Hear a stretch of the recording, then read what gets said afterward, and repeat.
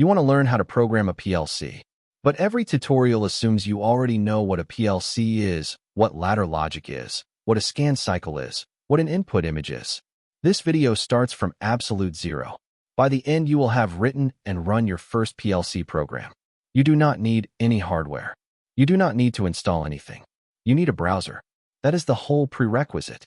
A PLC is a programmable logic controller. Strip the jargon, and it is a small, rugged computer that runs machines. Inputs come into it from buttons, sensors, and switches in the real world. Outputs go out of it to lights, motors, valves, and other things that move or signal. Between the inputs and the outputs, there is a program. It is written by a human, and it decides what the outputs do based on what the inputs are doing.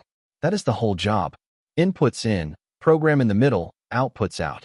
A PLC is doing this 20 to 100 times a second, every second, for years at a time, without rebooting. The hardware is built to survive heat, vibration, dust, and electrical noise that would kill a normal PC in days. A typical PLC has 5 main hardware components. Once you can name them, you can read any panel drawing. The CPU is the brain, it runs the program. The power supply takes mains voltage and turns it into the regulated low-voltage rail the CPU needs. Input cards take the wiring from buttons and sensors and convert them into digital values the CPU can read. Output cards do the reverse. They take the program's output decisions and switch rail motors, lights, and valves on or off. The communication card lets the PLC talk to other devices, human-machine interfaces, supervisory systems, other PLCs on a plant network. Modern PLCs also have specialized cards for analog signals, motion control, and high-speed counting. But CPU, power, input, output, comms, those 5 cover 90% of every panel you will ever see. The most common way to write a PLC program is in ladder logic. Ladder logic is a visual programming language. It looks like a circuit diagram. It was deliberately designed to look like one, back in the 1960s when PLCs first replaced banks of physical relays. Before PLCs, every machine was controlled by a wall of relays, timers, and counters wired together by hand. Changing the program meant rewiring the wall. PLCs replaced that wall with software. But the engineers in the field were electricians, not programmers. So the new digital control language was made to look like the relay drawings they already knew. The 2 vertical lines on the sides of a ladder rung represent power rails, like the 2 sides of a wall outlet. Each horizontal rung represents one rule. If the conditions on the left side of the rung are satisfied, the action on the right side happens. That is the entire conceptual model. 60 years later, it is still the dominant PLC language because that design choice still works. The PLC runs your ladder program in a loop, called the scan cycle. The cycle has 3 phases.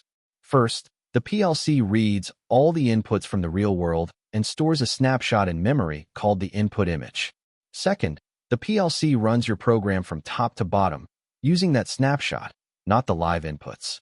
Third, the PLC writes the resulting outputs back to the real world from a separate memory area called the output image. Then the cycle repeats. On a modern PLC like a Siemens S7-1200 or an Allen Bradley Compact Logix, a small program completes a full scan in 1 to 5 milliseconds. A larger program might take 10 to 20. The PLC has been doing this loop quietly behind every machine in your factory for years, without anyone noticing it is even there. There is one thing about the scan cycle that catches every beginner exactly once. During phase 2, while your program is running, the PLC is not looking at the physical inputs. It is looking at the snapshot taken at the start of phase 1. If a button is pressed and released mid-cycle, the program never sees it on this scan. It only sees it on the next one. Every fast event between scans is invisible to your program. This is the snapshot rule. The first time you hit it, the rung looks broken even though it is not. It is doing exactly what it was designed to do. Once you understand it, you never get trapped by it again. PLCs are everywhere. Every modern elevator is run by one. Every traffic light at every intersection. Every conveyor at every airport baggage claim.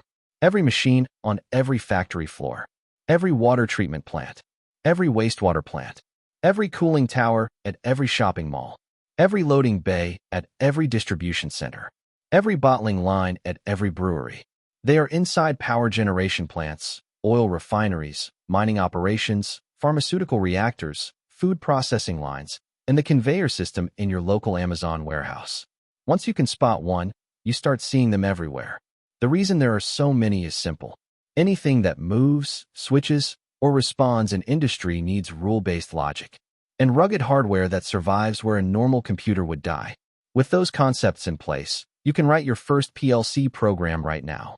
Open the simulator at plcsimulationsoftware.com. Open the latching and sealing in lesson on the free tier. On the screen, you will see an empty ladder rung with 2 power rails. You will write a single rung that has 3 parts. On the left, a contact labeled Start. It represents a real start button. On the right, a coil labeled Motor. It represents a real motor. In between, the rung does nothing yet because the contact is open. Press Run to start the simulator. Press the Start button in the simulator. The contact closes, current flows from the left rail through the contact into the coil, and the motor turns on. Release Start. The contact opens, current stops, the coil drops, the motor turns off. That is your first working PLC program.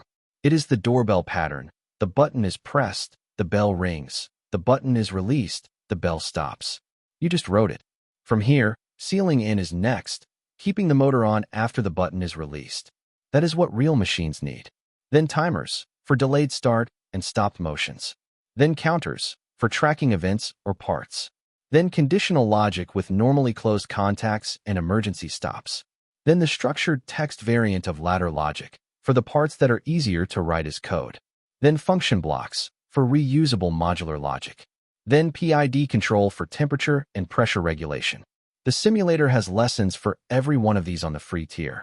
The point of learning each one is that the patterns combine. A real industrial program is rarely doing anything more complex than these primitives stacked together. Once you understand the primitives, you understand the whole. At some point, you will want to run your code on real hardware. Most controls engineers begin with a low-cost trainer. Something like a Click PLC from Automation Direct, an Arduino-based PLC clone like the OpenPLC project, or a used Allen Bradley Micrologics from a parts dealer. Spend under $300 and you have a real PLC on your desk. By that point, you will have written hundreds of rungs in the simulator. The hardware will feel obvious. The wiring will be the new skill, not the programming. Open the simulator at plcsimulationsoftware.com and write your first rung now. Take the latching and sealing in lesson. The previous video on this channel covered that exact program in detail. The one before that covered how to use it on a Mac. Subscribe. There is a new video every week. See you in the next one.